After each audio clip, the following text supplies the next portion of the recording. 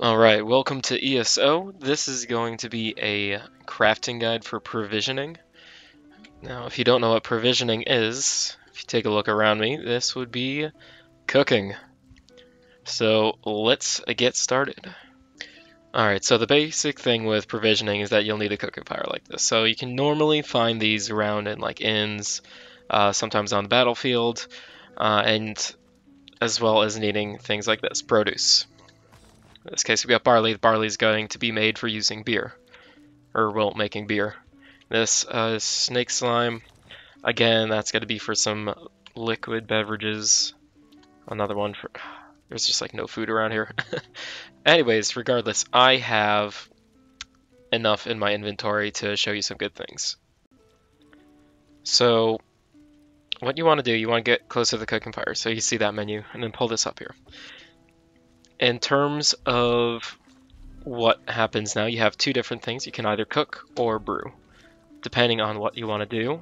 Cooking is for buffs that will increase either your stamina, magicka, or health. In this case, the grilled meats, those would be increasing your stamina. The breads and pies, that's going to be health. And then soups and stew, that's going to be your magicka. Likewise with drinks, that's going to be recovery for both health, stamina, and magicka as well. Beer, that's going to be health recovery. Spirits, that's going to be stamina recovery. And then wines, that's going to be magicka recovery. Now, I haven't found any sort of epic recipes out here. However, there may be a fourth tier to this. However, I don't know yet.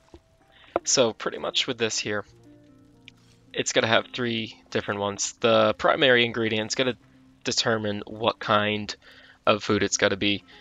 And likewise with brewing, it's going to depend on what type of drink it's going to be. So soups and stews, you need thin broth.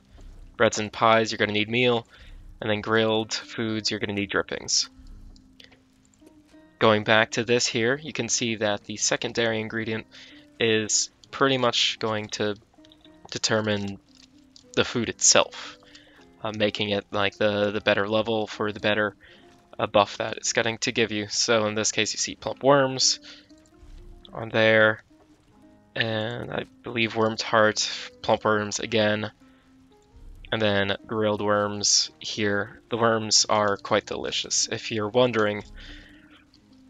So going back to this here, with the blue colored one, you do see this tertiary ingredient being the onion. The onion is definitely more rare find out in the world. You don't always find it in the case where you can stockpile, such as thin broths, get them to 100. So pretty much it's going to allow you to make this amazing food here, the Wriggles and Gullet, that will give you a buff for both magicka and stamina. Now, in terms of when you want to start cooking, it's really not that hard. You just got to select the ingredient, or well, select the recipe that you want to make and hit R to craft. There's going to be a different amount up here when you first start crafting, just because there's certain buffs that will allow you to craft more, or allow for the effects to last longer, which we'll get into momentarily here. And if you see over here, such as beer, it's pretty much the same thing.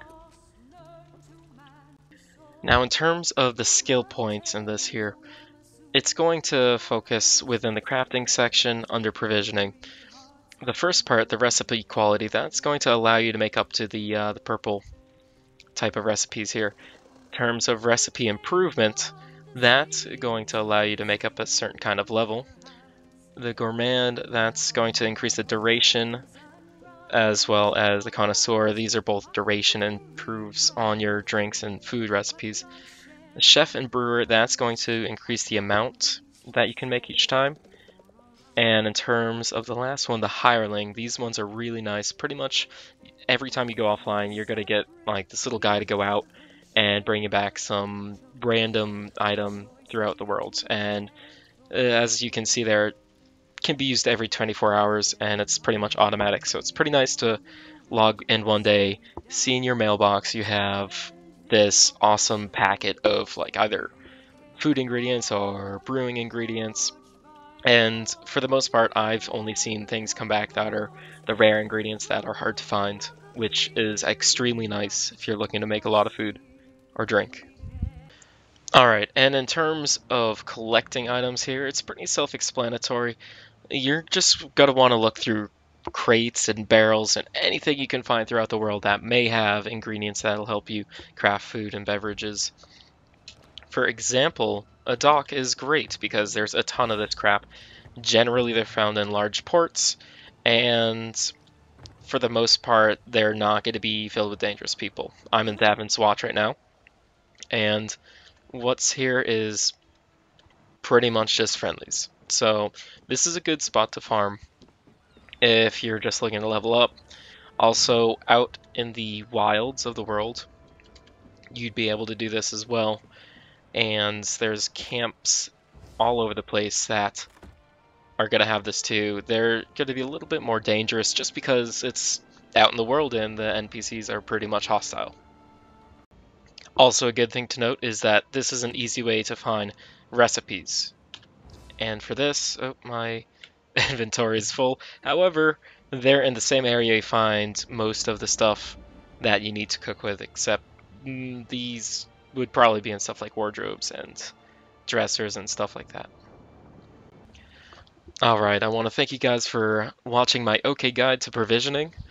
With this, you'd be able to make good food, good drink, going into battle with a buff from either or. They don't stack on each other, unfortunately, but what they're going to do, they're going to be separate from any other type of buff. This means you'll be able to go into battle with just that extra edge, either with increased health, magicka, or stamina, or an increased regeneration rate of either three.